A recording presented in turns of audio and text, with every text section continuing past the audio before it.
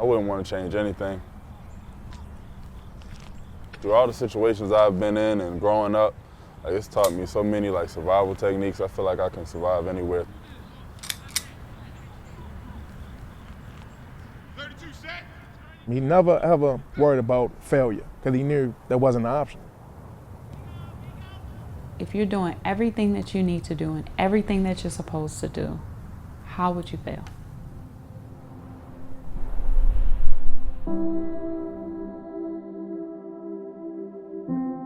Reggie McGee was born April 27th, 1995, an only child living in Jackson, Mississippi. When I saw him, I just felt like this is the person that no matter what happens in this world, this is the person that will change my life. She's the key to my heart, just a person that I'll always try to take care of.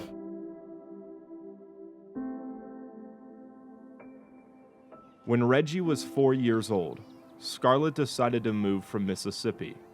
The move left their family behind and started a new life for her and Reggie in Baltimore, Maryland. I actually did not want to move at all. Just being younger, I didn't want to just leave family, basically, and because there was nobody in Baltimore that I knew. Without help, Scarlett struggled financially. Not able to pay bills, the two would be left to survive without hot water and electricity for days at a time. We would just hook extension cords up and we would have to wait till everyone went to sleep in the building, and there would be outlets, and we would run them through the building, and we would get electricity for the time being.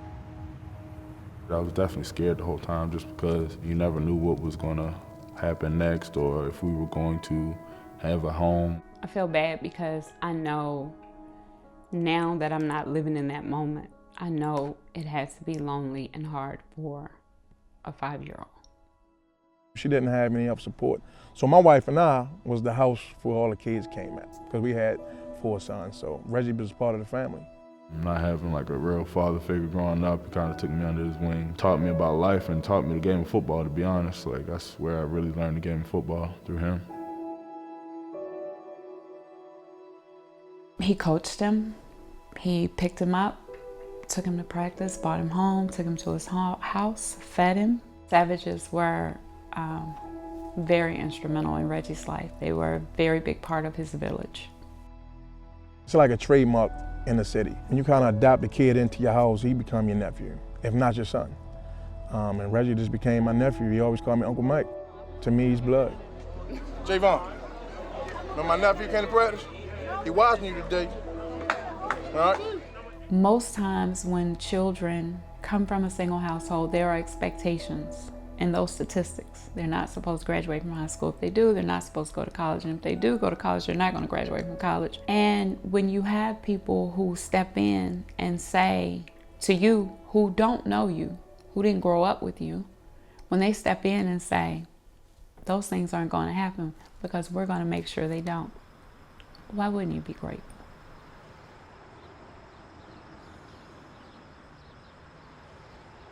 In August of 2000, Reggie started school at Dogwood Elementary.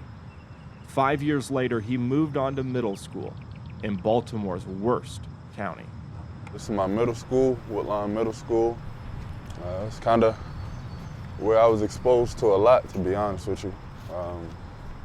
Violence, drugs at a young age. I know a lot of people that went to this middle school with me and I grew up with, played football with. A lot of them are dead or in jail, to be honest.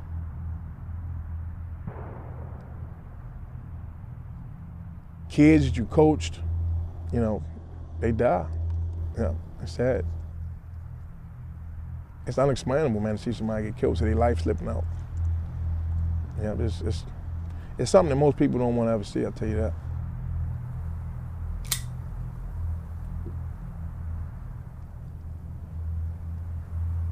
You get stripes in the city for shooting somebody.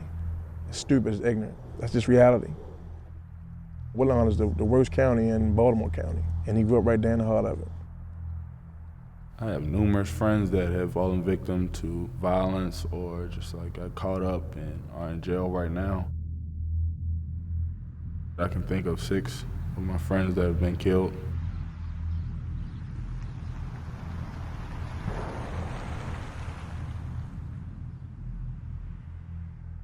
Baltimore is a very cold place, and I'm not talking about temperature.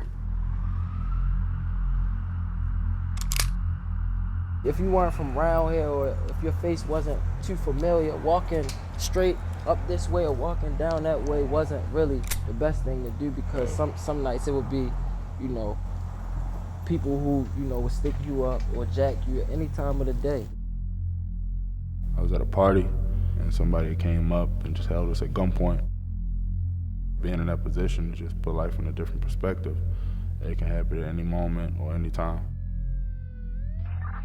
6692, he's a male black. The streets is vicious here. Once they get you, it won't return you home. I mean, you're gonna fail to the streets. It's either jail or death. I hate to say it, but that's just it. Kids getting younger and younger, dying at 14, 13, 12. You know, they just don't know any better. They don't have people around them. They don't have that village that Reggie had that kept him from going down the wrong road. Facing declining enrollment, Reggie's high school, Cardinal Gibbons, announced its closure in 2010. Reggie was a freshman. Uncle Mike found Reggie a scholarship at Our Lady of Good Counsel High School, a football powerhouse in Olney, Maryland, 30 miles outside of Baltimore. Watching him play and doing what he wanted to do and doing what he loved, that was everything. There's nothing that would ever replace that. At Good Counsel, Reggie developed into a 3-star recruit, leading the school to a state title in 3 consecutive years and a national ranking as high as number 4. He never accepted defeat. He never accepted what he came from, and you know, he just looked forward and always made a situation better than what it was. FINAO is failure is not an option. I'm gonna do anything possible so that I don't fail. Numerous scholarship offers arrived at Reggie's doorstep. But wanting to escape the Baltimore area, he committed to Tony Levine at the University of Houston. Throughout the entire season of his senior year, he was just on cloud 9. He was just going to the University of Houston. As quick as it came, it left even quicker. Coach had called me in the morning and he told me that the program was going in a different direction, and he said that they were going to take back my scholarship, basically. So all the other offers that I had, I just didn't have those offers anymore, so I had nothing to revert to. From November until April, it was a frantic, constant, tense nightmare. With graduation approaching, Reggie remained unsigned. At the last possible minute, FCS program Jacksonville State offered a scholarship. After attending the school for a year, his head coach announced he was leaving for a new position. Reggie considered transferring. I said, if you leave, I'll support your decision, but it's not a decision that I would make. I want you to stay. And he said, no, I don't want to be here. I said, okay.